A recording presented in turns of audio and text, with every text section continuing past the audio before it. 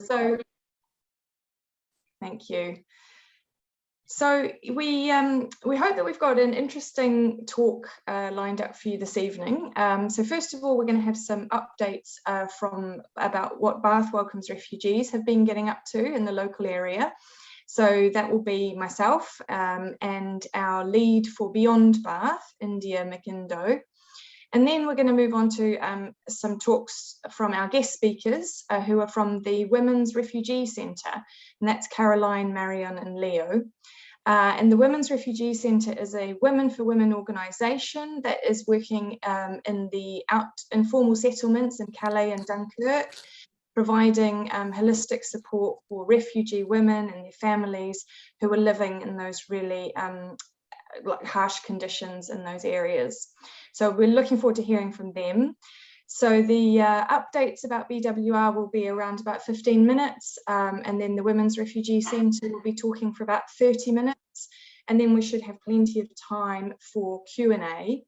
So just another little reminder on housekeeping, if you could please keep your microphones unmuted while you're not talking. If you do have questions that come up as we're talking, it would be great if you could put them in the chat and say if there is a particular speaker that you're addressing your question to, and then what we'll do is we'll collate them and we'll answer them all at the end. And at the end, once the talks are finished, if you would rather unmute yourself and ask your question out loud, that's also fine, but we just ask that you hold it until the end of the talks. That would be helpful. So yes, without further ado, I will start by giving some updates on what we have been up to at Bath Welcomes Refugees. So I'm sure that many of you are familiar with the organisation, but for those who aren't, Bath Welcomes Refugees was founded in 2015 as a local response to the war in Syria. So it was a group of ordinary people in Bath just watching the awful events in Calais and beyond unfolding on the news and really having an urge to do something. So it started off with a handful of people meeting in the pub, and the momentum just grew into the organisation that we are today.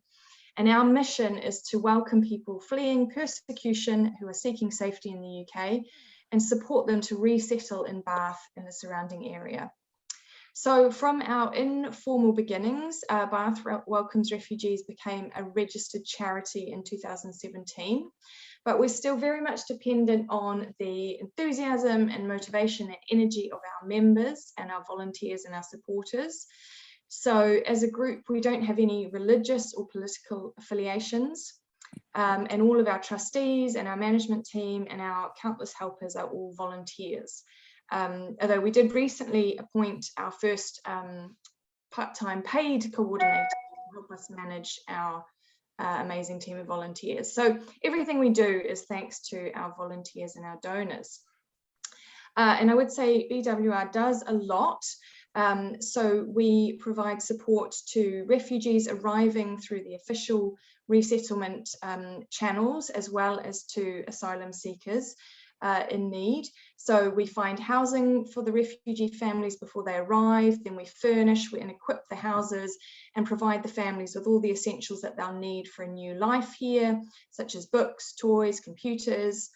And then we provide a range of support depending on the needs of the family. So it can start very intensively, and then we aim to scale it back as the family gains confidence and independence in the local area. So empowering families to become independent is really the key principle for how we operate. So with some families, we might provide a whole team of resettlement volunteers that help with all sorts of activities like helping families get to know the local area, taking people to their GP appointments, learning how to use the bus system, as well as just being friendly and supportive. And we have volunteers that help with gardening and DIY and benefits advice. We try and support people with job training and employment, sometimes with legal matters. And we try to organise monthly or regular social events to sort of help spark friendships and alleviate any cultural isolation. And then a really key part of helping people settle here and feel at home is the English language support. And we have a really large team of qualified and experienced volunteer language teachers who provide group lessons and one-on-one support at all different levels. And so a lot of the people that we support, as I said, come through the government's official resettlement scheme, and we work in partnership with Julian House as the council's designated support for families arriving in Bath under those government schemes. And at the moment we're supporting more than 100 people, individuals and families. And many of these have fled the conflict and war in Syria, but we're now also supporting a number of Afghans and people of other nationalities. So that's kind of just the overview of Bath Welcomes Refugees and what we do. And so in terms of some updates on the current situation, I'm sure that a lot of people have had Afghanistan on the mind recently since the events that unfolded there last year. We have on 2 occasions been ready to welcome an Afghan family through the official government scheme, with a house all prepped and ready and volunteers standing by, and it's fallen through at the last minute. And this is happening around the country. Many families are choosing to stay in the place where they have spent the past few months since they've arrived, as that's where they've made connections. But we have been supporting 2 other Afghan families that had been temporarily living in the UK, and they're now unable to go home, and they've claimed asylum here. So, and we have, it should be said, we've received a phenomenal amount of support in terms of donations, in-kind support and others around the Afghanistan crisis, and rest assured that that has all been put to good use. And recently we have been supporting a growing number of asylum seekers in Bath. So this is quite a new development. You might have seen in the news that there are a number of asylum seekers being temporarily housed in a hotel in Bath while the Home Office sort of processes their claims. So there are about 50 odd people living in the hotel, and that's made up of families and women on their own, because separate accommodation has been opened in Bristol for men on their own. We received no notice that they were arriving, and indeed even the council seemed quite taken by surprise by it. So the first few weeks were quite chaotic, but now we have a system of support in place. And there is a GP visiting weekly, and BWR as well as another charity are providing support. So for the asylum seekers in the hotel, we've provided toiletries, food, clothes, shoes, children's toys, baby equipment, like things like car seats, so new mothers can leave the hospital or go to doctor's visits. And we have held 2 free shops where the asylum seekers have been able to choose their own clothes and footwear and items that they need. So usually asylum seekers in this country are provided with accommodation and around about £36 a week to live on. However, in this case, because the hotel is considered catered accommodation, these people are receiving either no funds or around about £5 a week, and so have been finding it very difficult to get by. And it should be noted that catered, it means food that is brought in to be reheated in the microwave and then taken to bedrooms to be eaten. There's no communal space in the hotel that can be used generally, and the food unfortunately has often been substandard or inappropriate for the needs. You know, there's a number of small children in the hotel, like toddlers, and the food hasn't been appropriate for them. So people have really appreciated the support that they have received from BWR. And we've also been providing English language tuition at the hotel. So BWR teachers, volunteer teachers, are doing 2 English classes there a week. And this is apparently the only time that some residents are able to engage in any kind of social activity or interaction at all. The rest of the time they're just sitting in their rooms. And we've also invited them to join our group classes, which are starting back face-to-face next week. And that will offer them a chance to meet some local refugee families. And we're also looking to provide some children's activities in a nearby church, because we've heard that the children in the hotel are really struggling with boredom, as you can imagine, being confined to hotel rooms all day. So one challenge for us has been the fact that there are at least 8 different languages being spoken by people staying in the hotel. So our experience has been mainly with Arabic speakers, and we have a lot of local refugees who can help with interpreting when it's in Arabic, but for some of the other languages it's been a bit more challenging. To move on now to campaigning. So we have recently been joining our efforts with other organisations to raise awareness around the problems with the Nationalities and Borders Bill.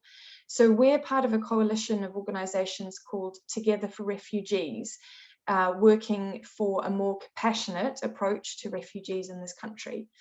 And now there's quite a lot of issues with the Nationality and Borders Bill, and I'm not going to go into them all now, but one of the key ones is this attempt to create a 2-tier system and to basically criminalise people seeking asylum.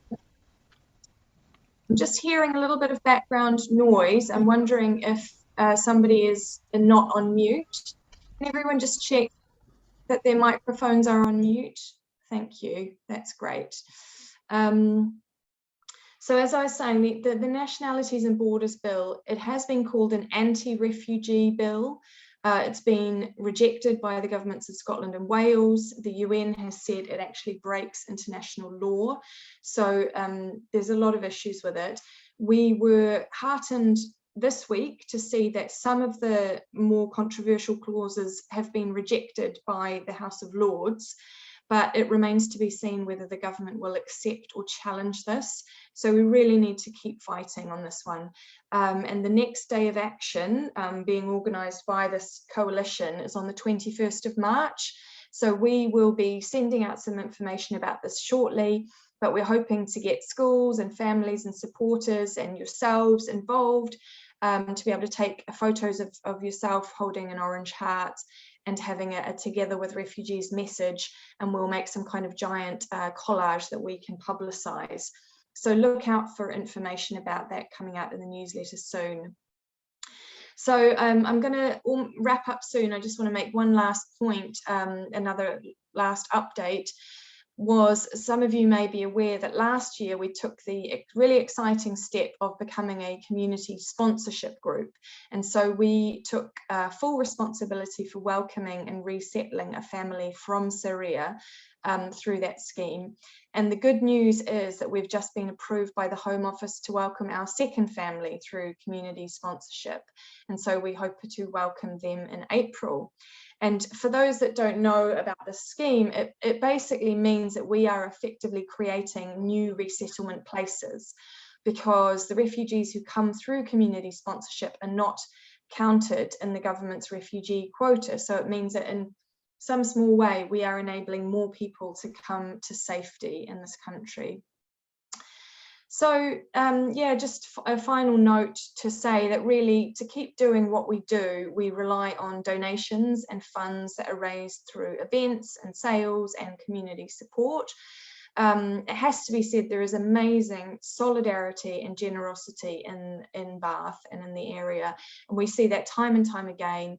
Most recently we saw that with so many offers of help coming in linked to the Afghanistan crisis. So we do regularly put out calls to our membership when we need donations of specific items or volunteers for specific roles. So please don't forget to sign up as a member if you haven't already, and you can do that directly on our website, or you can write to membership@bathwelcomesrefugees.org.uk, and of course follow us on social media. So that's it from me. I'd now like to hand over to Indy, who's going to give a bit of an update on what she's been doing and the other volunteers who are part of the Beyond Bath, which is connecting our activities in Bath with the broader picture and organisations working overseas to help refugees. Over to you, Indy.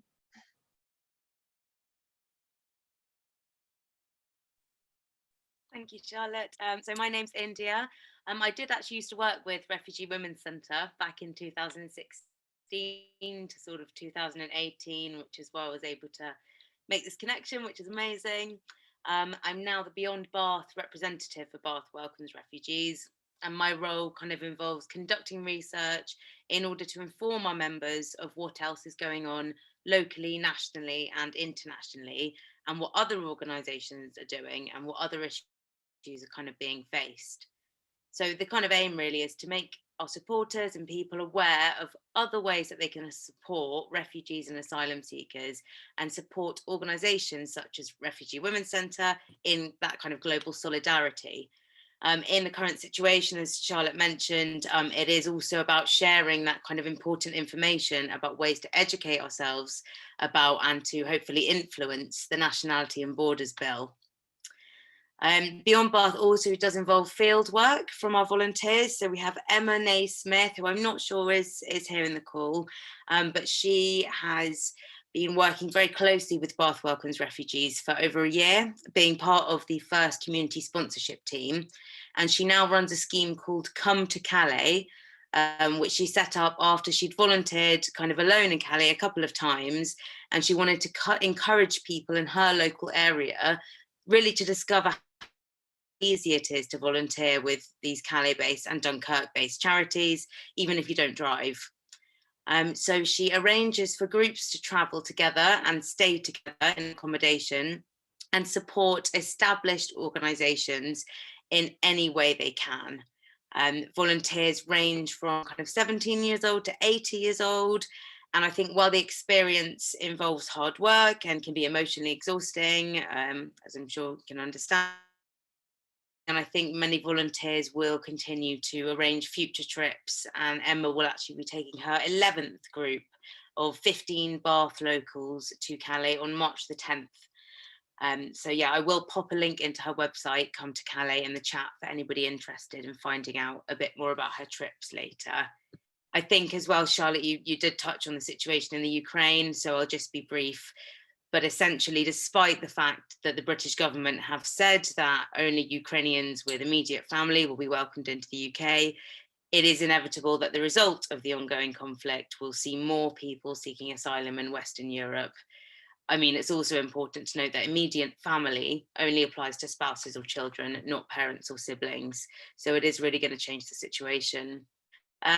If you are in the UK or anywhere in the world and you want to help refugees and asylum seekers fleeing the Ukraine and elsewhere, and you don't really know ways you can do so, firstly, donate. So I would obviously welcome you to donate to Bath Welcomes Refugees and Refugees Women's Centre if you're able to, as alongside the volunteering, it really does enable the work to continue. But specifically sort of on the ground in the Ukraine at the moment is the Red Cross. I think also Choose Love, Project Hope, UNICEF and the International Rescue Committee. And I would just keep yourself kind of updated on who kind of needs what as the crisis unfolds day by day. Secondly, you feel able to call or contact your MP, whether that's writing, texting, tweeting, arranging a meeting, and just try to encourage them to vote down or to influence the Nationality and Borders Bill, because it really is criminalising or will criminalise asylum seekers and turn the UK into a very hostile environment for refugees. So that kind of continuous engagement with MPs, even though it can feel frustrating at times, it can be really, really powerful. I mean, the bill is something that every major religion has denounced. The UNHCR and a raft of humanitarian lawyers and barristers have said it does violate human rights law. The Scottish and Welsh parliaments have voted against it, and the majority of British voters, and I'm sure everybody here, does not want this to happen. So please do engage with your MP if you feel able to, and there is a lot of support out there as well in order to do that. Finally, I'll try and wrap up quickly so we can get to Refugee Women's Centre. But if you are in Bath and you would like to show your support in person, there will be a Support for Ukraine demonstration, which I think has been organised by some students from University of Bath. And that will be at 10 a.m. this Saturday outside the Abbey in Bath. And demonstrators will be joined by a couple of speakers, including our local Liberal Democrat MP, Vera Hobhouse. So it'd be really great to see some faces there. Essentially, an end to the refugee crisis is not in sight, with conflict and climate change leading to displacement of people around the world.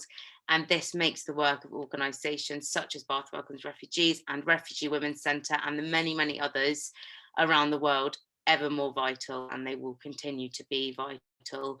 So with this in mind, I will introduce you to Refugee Women's Centre.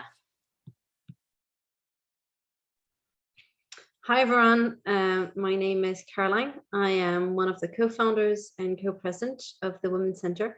It's an absolute pleasure to be here tonight and to be able to talk to you.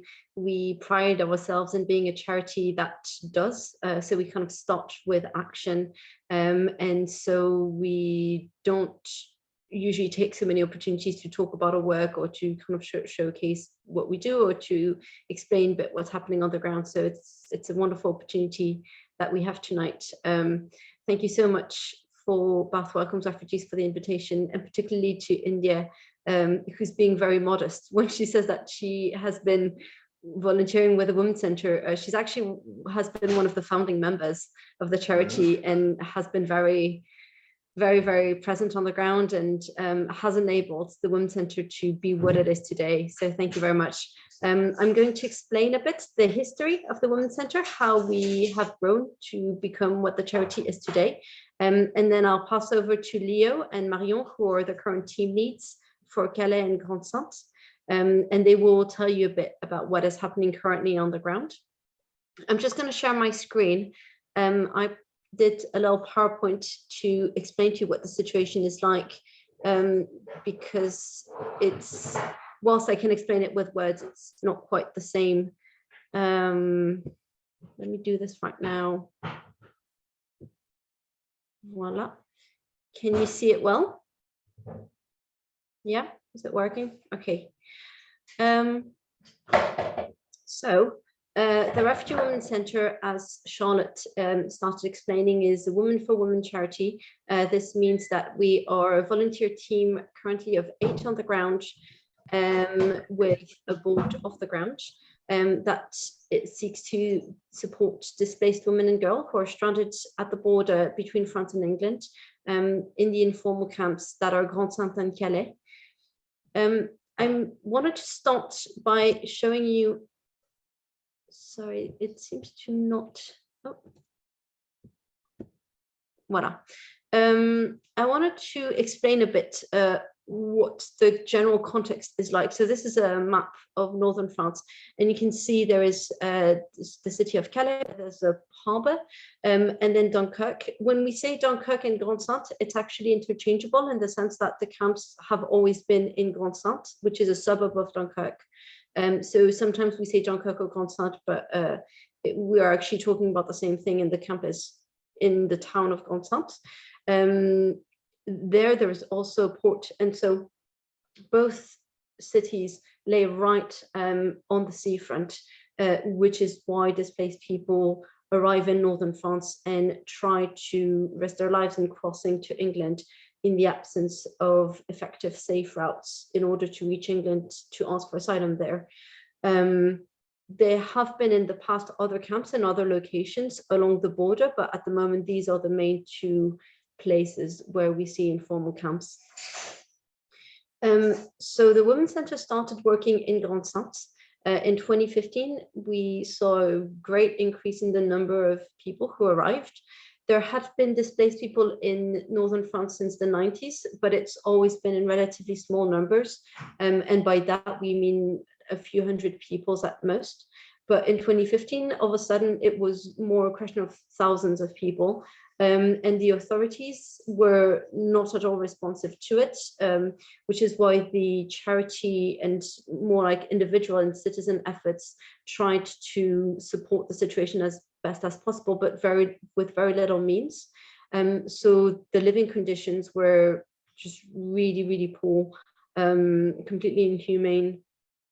And as you can see in the photos, it were essentially tents and tarpaulin on a really big piece of land that was a bit of a park. Because in northern France, it's really cold and wet in the winter, this meant it was extremely muddy. And it would be very difficult to get from one place to the other. in terms of the Women's Centre, the first thing that the volunteers noticed is in none of the common spaces they would see any women. So the volunteers and the charities knew that there were women in the camp, also because there were quite a few children in the camp.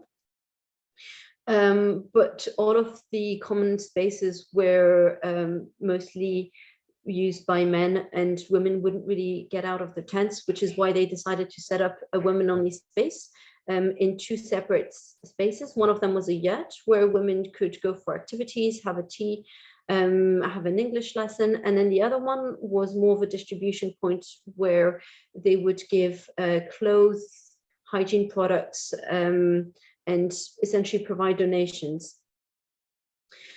Because of the situation, which at the time was also really big in the media, the mayor of Grande-Sainte with MSF decided in 2016 to open an official humanitarian camp, which was called La Linière. And there was an official space that became the Women's Centre, which is also why our name is now the Women's Centre. That was a women-only space made up of 3 containers in a U shape with a big roof in between, in which we had a space for distribution. So we kind of went with the same ideas as we had in the previous camp, which is material distribution with clothes, hygiene products. There was a space in the middle also to have activities, to be able to socialize a bit, and also a cooking area where women could come and prepare meals and have food together.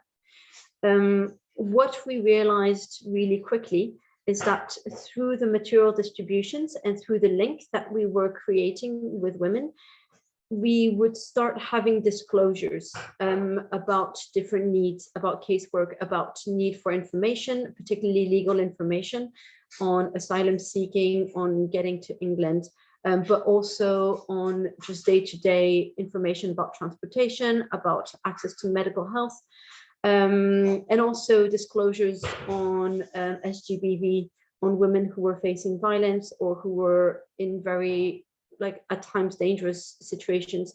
And so it really brought up for us this necessity of having a women-only space, and also being able to accompany women with or partners and to work alongside other charities and also the public service in order to answer to those needs as best as possible. In parallel to that, in Calais, in 2015 and 2016, it was the creation and the growth of the Calais jungle, also mostly informal. It was mostly a charity run, much bigger than the Grande-Sainte situation. And at the time, there was a women's centre there as well, which was operated by a different charity, which you can see in the bottom left image, that was the women's centre. And then in 2017, so at the end of 2016, the jungle was dismantled in Calais in October. And then in April 2017, the camp of La Linière burned down. And so what happened is that all of a sudden in 2017, at the start of the year, all of those camps, which were heavily criticized for their living conditions and for how informal they were and how unwelcoming, disappeared. And so the Women's Centre, as well as all other charities, had to completely go mobile and to follow depending on where the other informal living spaces were shaped up. But it became completely, as you can see in the photo on the top right, it became completely, people were sleeping rough in whether it was in parks or in forests. It became very volatile because whenever tents or like a start of an informal camp would set up somewhere, it would be very quickly dismantled and evicted.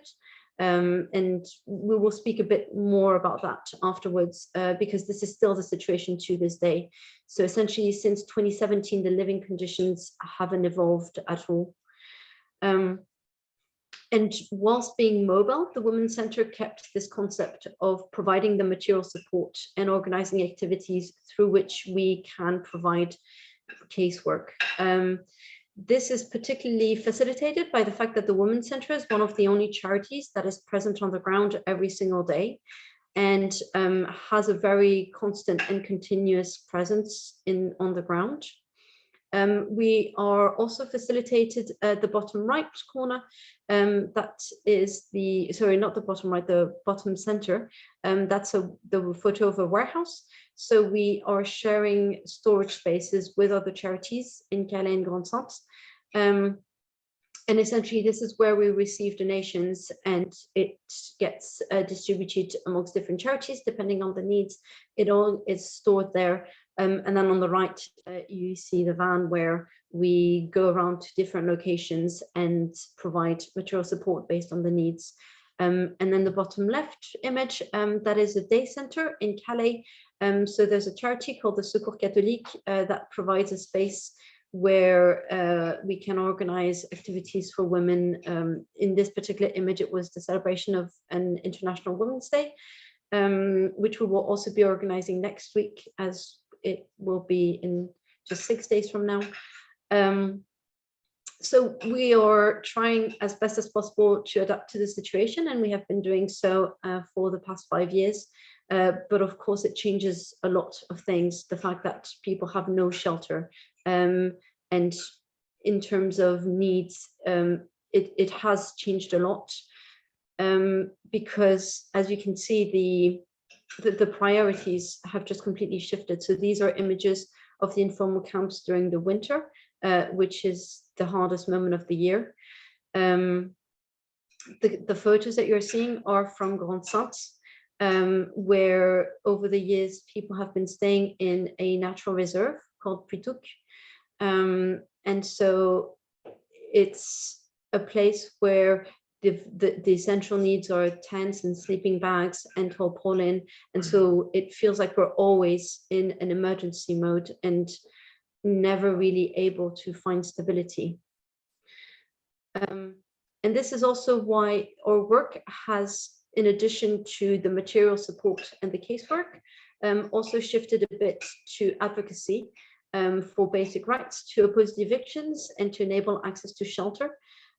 So what you can see on the photo on the right-hand side was in 2018, when the Women's Centre, with women who are supported by the charity, decided to oppose evictions. There sometimes are moments where there's a lot of evictions, up to several evictions per week, which causes a lot of stress and instability for families, because when there's an eviction, the police comes in very early in the morning and essentially takes away a lot of the belongings, particularly the tents and the tarpaulin, which is the very little that the families have. And so there was a moment where the women decided to oppose evictions and to create this human chain, and to talk to the police and kind of explain the situation and to say, look, you're coming in every day and you're coming out, you're taking away all our belongings, and we're not really sure where we're meant to go. And it was actually successful. So that particular morning, the police did not proceed to the eviction and was inclined to have this conversation. And this is also why part of the work that the Women's Centre does is also access to a language resource. So at the moment, the volunteer whom you see on the forefront was able to do some translation and was able to mediate for this discussion to happen. The photo that you see in the middle top is when there were families who wanted to go to the authorities and to organize a sitting, because they wanted to have access to shelter, which had been refused. And so they just felt like, as long as they stay in the natural reserve and in informal settlements, they're far away from sites. And so it's very easy for the authorities not to go there or to refuse very easily. And so they decided to organize a convoy where they all went on the public buses and decided to go directly to the local authorities and sit in front of the buildings. They were actually received.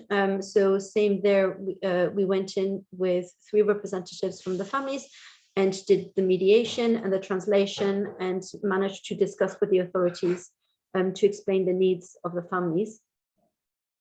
And it was actually successful. The authorities accepted to organize a bus and did find spaces in accommodation for 60 members of the families, and decided to take everyone there. The reason for which it doesn't work so systematically is mostly because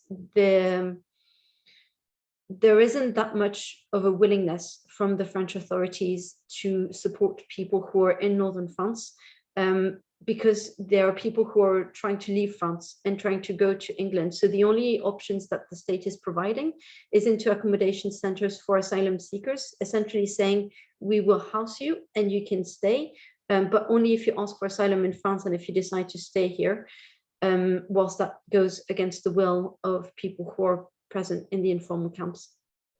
And the bottom left corner is an image of an eviction in the morning.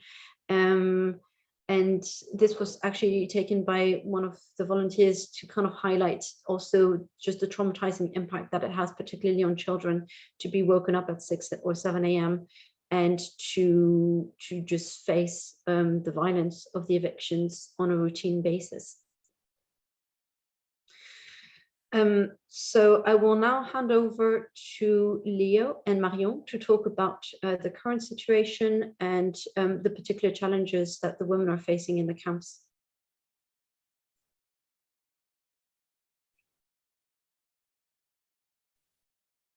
Hi everyone. Yeah. Maybe our English is not that good, not good as Caro at least. So if you don't understand, don't hesitate to tell us that we can repeat. So I'm Marion and I'm working more in Grande Sainte, and Leo, she's working more in Calais. So maybe I will start with Grande Sainte. And maybe for you, it could be nice if I start to tell you about how we work like during the day, how like what is a typical day, so you can more imagine and picture us on the field. So in Grande Sainte is like now it's maybe like I would say like 200 or 300 people in the camp, and in Grande Sainte we don't have accommodation like options. So everybody is in the camp. I would say maybe it's like now it will be like 80 families maybe, like in total, like with the people, like women and families. So what we do is like the morning we are going to the warehouse. We have the big warehouse what the Caro was telling you about. We go to the warehouse and we try to do like all the orders for the families and for the women that we know that they are on the field, on the ground. So we're in the big warehouse, we go with the team, we do like all the orders. We go to the field like beginning of afternoon, and like we send the location to people, and so they can come to us with the order. So mostly we give like for the new people, we give like tent, sleeping bags, tarp and blankets if we can, because like now it's like a lot of people, so now we like I guess we have sometimes we cannot give to everyone anymore because it's like many people now. But what we try to do is to give to new people like the tents and the sleeping bags at least, so they can have a tent when they arrive. And after we give like all the non-food items. So it would be like the jumpers, jackets, joggers, shoes for the kids, for the women, for the family. One of the big challenge, I think, in Grande Sainte, but I think it is the same in Calais, is that we don't have accommodation. So we have like only like one house, like from another association, and it's like maybe like 13 people that can go. But 13 people is really not a lot. And so it's like super complicated for the people because we cannot like provide accommodation. So they have to stay on the ground. And as you said, Caro, like the weather conditions, like sometimes like the storm and it's cold, and because we are in north of France, I guess it's the same a bit in UK, but it's like not the best weather. And so, yeah, it's like a bit different. Like in Grande Sainte and in Calais, it's not the same population. in Grande Sainte, it's more like Kurdi people, like from Kurdistan. So it will be more Iraq and Iran. And there is also like a bit of Afghan people and a bit of Eritrean people. But it's different from Calais, she will tell you about. And yeah, and it's mostly like families. Like in Calais, maybe there is less family and less, there is less families, but in Grande Sainte, there is more family. And for example, today, I don't know, it was like so many kids everywhere, and it's like maybe like, I don't know, maybe 40 kids today.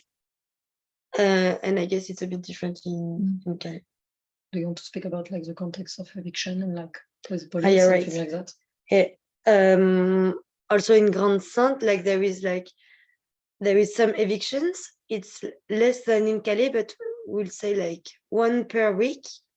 There is an eviction, so it means that the police will come and will like remove like all of the tents of the people.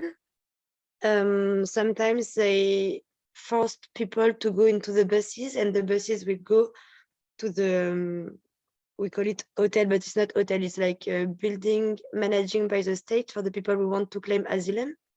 So it's called in French mise à l'abri. I don't know if it's makes sense in English or not at all.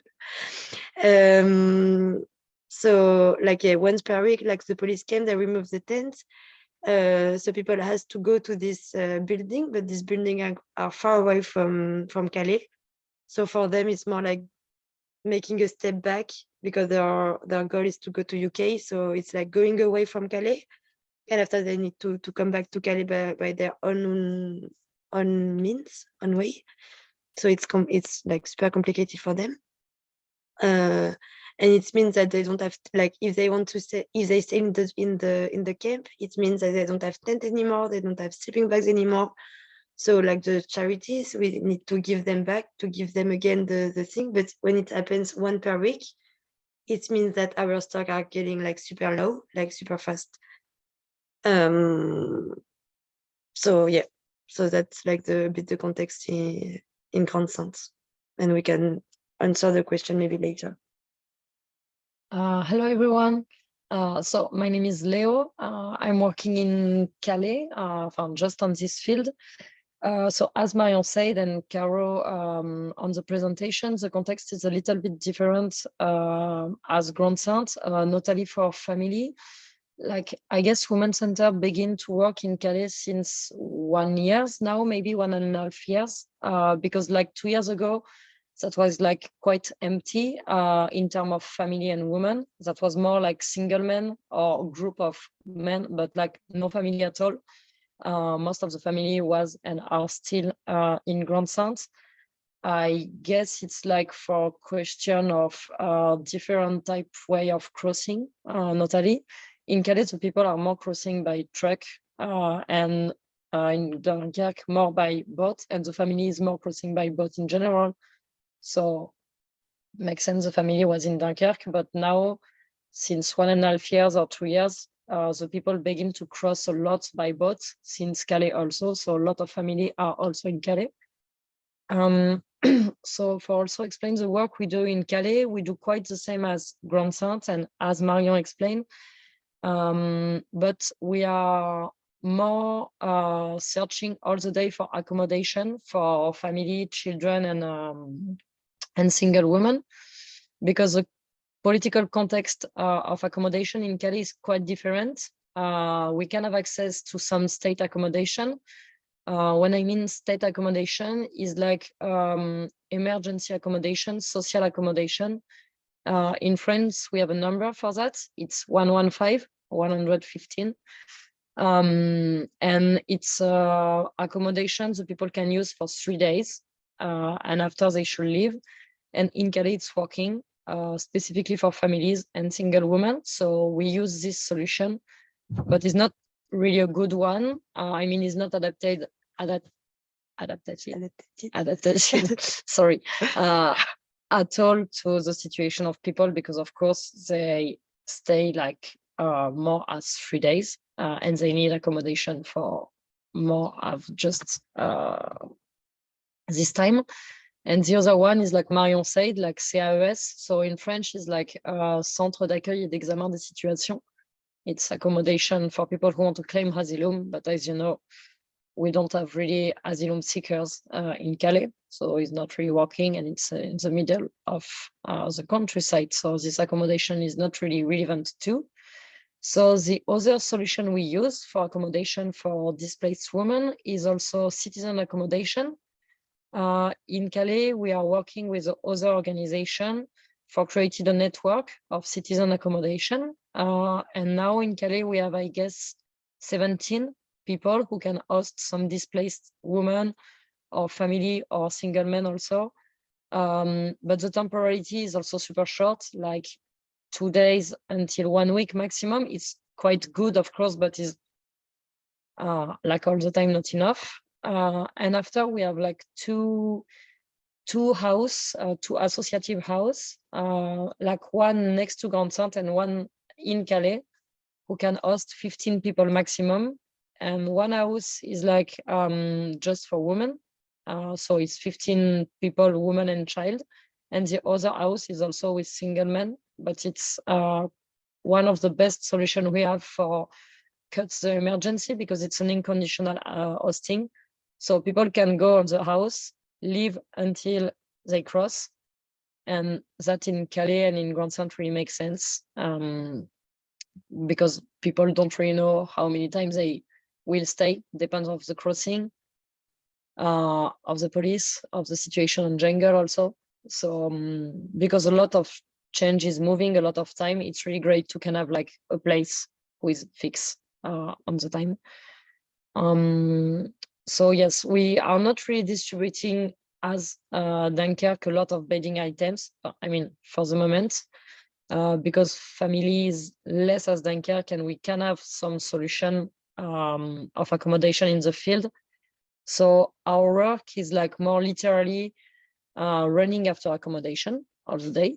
And also we are working in day center with Secours Catholique. I guess you know maybe already this organization. It's a big organization in France, and they have a big day center in Calais. And one part of this day center is just for women. So we can provide some activity, and we can also follow the situation of the women on this place when we know them. And now in Calais, we are working with maybe like 15 or 20 women. And in this group of women, like 10 women, we know them since 5 months. So we can more follow the situations, administrative situation, health situation, or eventually juridics also. So it's also really interesting, and we can create it more link with the woman, and it changed a lot compared to emergency work. So yes, and for finish about maybe, sorry, the political context of Calais, that is really different as Grand Sainte. The policy of the state, like I'm in France, Europe, and the local state, the town hall in Calais, is to make eviction all the 2 days on the camp, because they don't want a big jungle as 4 years ago begin again. So the police is coming all the 2 days in all the camps, destroy what they can, steal what they can, and after leave for push the people, the displaced people, I mean, who are living on the jungle to leave Calais. That is not working at all, of course, but so it's also for that in Calais, the field is literally in movement all the time, and all is really unstable because of the pressure of the state and the police. And when we work with women, we see a little bit that, but not really, because they are not all the time in the jungle. It's one of the most difference we have with consent. Yeah. And also, I don't know if it was one of the questions, but people here don't really ask asylum in French. Maybe there is like a super small minority, but at the end, like everyone wants to cross to UK, so they are not staying here.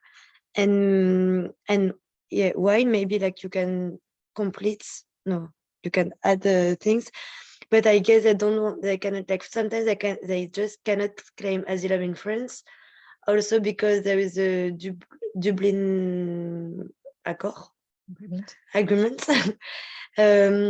So it means that if they already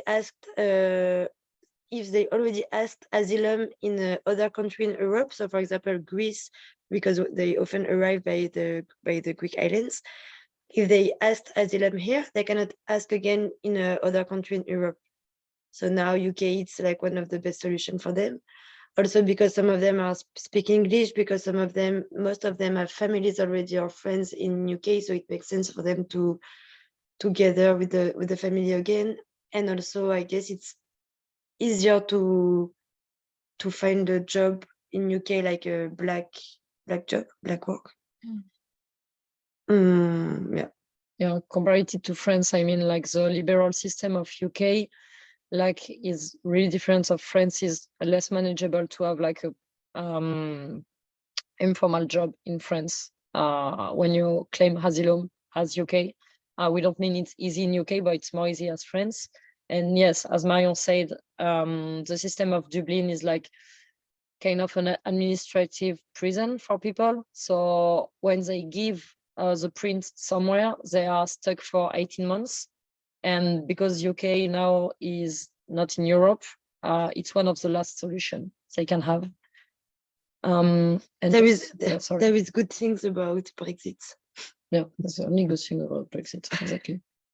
And for just answer to the question about are the French destroying the tents and sleeping bag? Yes, in Grand Sainte, it's going to the I don't have the term in English, but the big bins like managed by the town hall. And in Calais, it's more hypocrite system. They put the tents and the sleeping bag or personal things to the people in a big space, and after the people can take it, but is all the time in a bad state, is all the time never the good tent they had before, and the personal things are also like lost in the middle of all the things. But it's with this type of system, the state can have a good communication about what they do. So the deal of the state is like, yes, we make eviction, but after we give back the stuff of the people, and practically is not true. Yeah, just to add to what Leo and Maya have been saying, in addition to tents and sleeping bags, which are relatively impersonal, it becomes very problematic when personal belongings are also taken with the tents and the sleeping bags, such as when people have their backpacks in the tents and maybe they have their documents in there, or they have like personal belongings. And that happens very often, that we hear of families or displaced people in general who just come up to volunteers and say, there's been an eviction, and with my tent they also took my jacket, and in that jacket there was my wallet or something like that, and that can be extremely problematic. Just to add to the question of why do people not ask for asylum in France, actually a lot of people do. So just I don't have the most recent numbers, but just as an idea, for 2019, in the UK there were 35,700 people who asked for asylum, and in France there were 132,600. So more than double, almost 3 times more people ask for asylum in France. So a lot of people do, and the people whom we do see at the border are a small minority.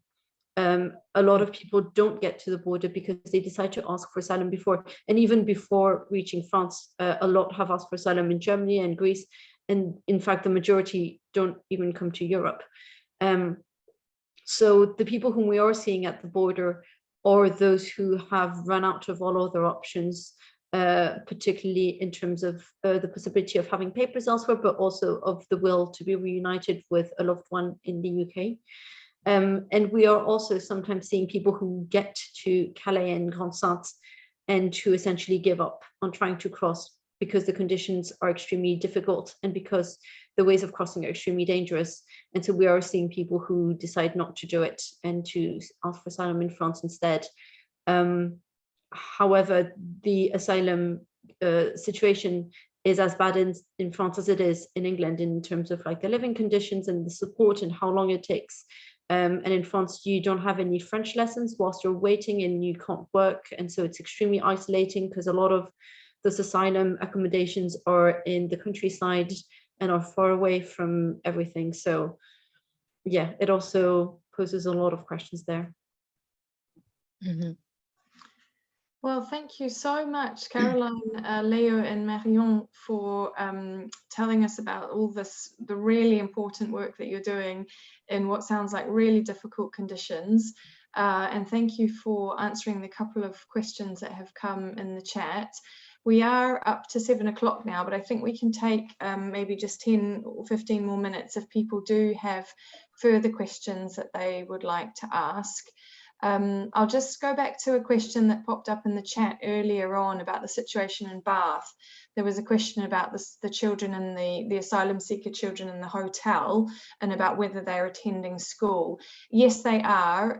It did take quite a lot of time to get that in place, but now they are, the school-aged children are attending school in different schools around Bath. But then, of course, there are children who are younger than school age who are sort of unoccupied during the day, and then on the weekends as well, there's nothing for them to do. So yeah, just wanted to come back to that. Also in the chat, I see that there has been a really great offer from Lisa Martin, who says that they are a drop-off point for care for Calais here in Bath, and asking whether at the Women's Centre, do you need donations of specific things for women and children that we could bring to you, because Care for Calais only needs men's items at the moment. Caroline, do you want to respond to that? Yes, absolutely we do. But I'm actually going to let Leo and Marion tell you about the most urgent needs right now.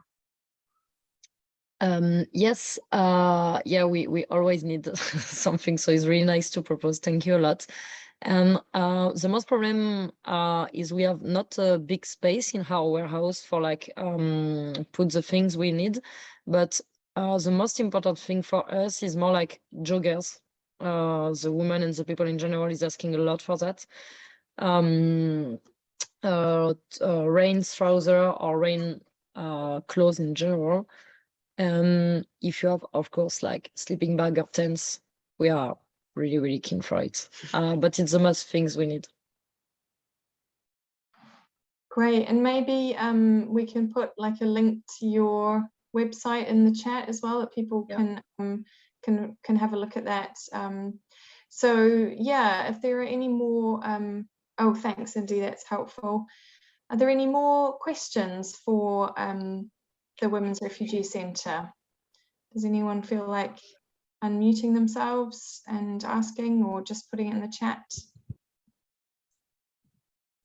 Hi, could I ask a question, please? Please go ahead. Yeah. Thank you so much, all of you. First of all, it's really interesting and brilliant to hear the amazing work you're all doing. Care for Calais at the moment, as I said, only want chap stuff, so same as you've asked for, jogging, sweatpants and waterproofs and things. We have such an amazing group of people in Bath that are desperate to donate stuff, and so if there is specific things, we're brutal at sorting it out and would never bring you anything you couldn't use, but please be as specific as you want. People are either offering to give us money to buy things to bring, and we come out every 4 weeks. I was there 2 weeks ago and I'm going again in 2 weeks, and we could drop it to your depot in are you with the Refugee Community Kitchen? Are you near there? Yes, it's the same warehouse. Oh, perfect. So so I know that. So we can drop it to you. We bring 2 Land Rovers over normally, and so we have plenty of space, and we can prioritize because we come out so regularly. So please be as specific as you want, and we'll send the list out to all the people on our lists. So please, I don't know how you can get in touch with me directly or through the website. That's absolutely fine, whichever's easiest. And we'll do what we can to support you, because there's plenty of goodwill here at the moment, for sure, as always, and yeah, we'll do what we can, and we can drop it to you. That's fantastic. Thank you so much. Yeah, thanks a lot. How did you say we should contact you? You could do it through the Come to Calais website. So that's my sister Emma's website. So please just email her on there. And as I said, be as specific as you want. Literally right down to, like somebody last week was asking for specific size bike wheel parts. So we got loads of those and took those out so that people could repair their bikes. And people want to purchase things for us. And so we always offer for them to just give money so that you can buy it. But please, as I said, just ask for whatever you need and we'll do our best to get it to you. Thank you so much. That's great that we're making those connections between Bath and the bigger refugee picture. That's what it's all about. Thank you so much, Lisa. So any more final questions? Yes. I've probably just missed a step here, but Lisa, how do we get in touch with you? Sorry, I missed who you represent and who you are. Oh, that's okay.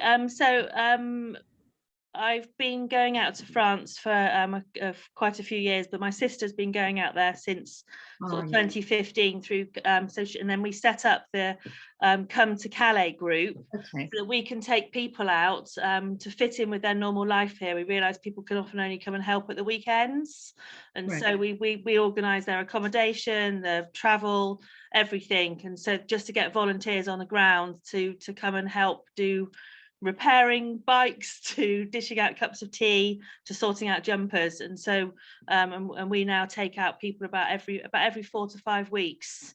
Perfect. So to get in touch with you, just go through Come to Calais. Come to Calais, that's right, Come to Calais, yes, and then all the details are on there. And ask any questions. That'll be, that's absolutely fine. Thank you. Thank you. Yeah, we've put the website Come to Calais in the chat as well, and there's the dates for the upcoming trips as well, if anybody's interested in that. Thank you. Cool. Great. Does anyone else want to come in with a question or a comment? I just wanted to add, in terms of all particular needs, one of the big needs for this year is definitely funding. I don't know if you've heard, but not just us, but also all of the charities in Calais have lost the biggest funder, who was Choose Love, who has withdrawn from Northern France, and that's been it has had a huge impact on the capacity and on the availability for the charities to continue. So I just wanted to share my screen just one last time. In addition to the material support, a lot of our funding goes to the mobility, being able to have the house for the volunteers, being able to just run our day-to-day activities. And with that, we can continue to provide the material distributions, particularly the tents, clothes, the hygiene products, to organize the activities for women, for the children, to be able to provide information about shelter, and also to help families access to shelter. We also enable the casework to happen for women to access rights, to have support in their administrative procedures, to take women to appointments, to see doctors, to go to the local hospital. We try as much as possible to have linguistic capacities within the team, but also access a service of translation over the phone in order to always be able to communicate with women we support. So all this is to say that all financial funding is very welcome. We run only on donations and on funding from charities, so we receive no funding from the French state at all. And if you want more information about the Women's Centre, you can email us at info@refugeewomencentre.com. We are also on Facebook, Instagram, and Twitter with our charity name, the Refugee Women's Centre. And I've also plopped the link for a website right there below, where you can find information or previous annual reports from the previous years, and also photos, and where we put up-to-date information about what we're up to. That's great. Thanks, Caroline. Could you just really quickly answer the question why Choose Love have withdrawn their funding from Northern France? Do you know why? I don't know the full reason. What I do know is there has been a lot of pressure on Choose Love from the British authorities, particularly from the Charity Commission, because the work that we are doing is arguably too political, and that particularly with the Brexit and the change in politics in the UK, that there's been a lot of question over the risk that Choose Love might be facing or not. So I think they have been worried about that, in addition to which Northern France has been very popular in the media in 2015 and 2016 and has been attracting a lot of donations. And so we've been told that Choose Love also has had a lot of difficulties in finding funding specifically for Northern France, as opposed to other localities. But that's very surface reason. We don't know what's been happening. Thank you. That's helpful anyway. Well, unless anybody else has a question or a comment they'd like to make, I think we will wrap up now. So very many thanks again to our guest speakers, Caroline, Leo and Marion. It's really impressive, the work that you're doing in Northern France there. Thank you so much for telling us about it. Keep fighting the good fight. We're with you in solidarity. And please, thank you everyone for attending tonight and for listening and for sticking to the end. Please do look up the websites that we've shared if you want to get more information about the Refugee Women's Centre or Bath Welcomes Refugees. We're always happy to have more volunteers and more supporters. So thanks very much everyone, and enjoy the rest of your evening.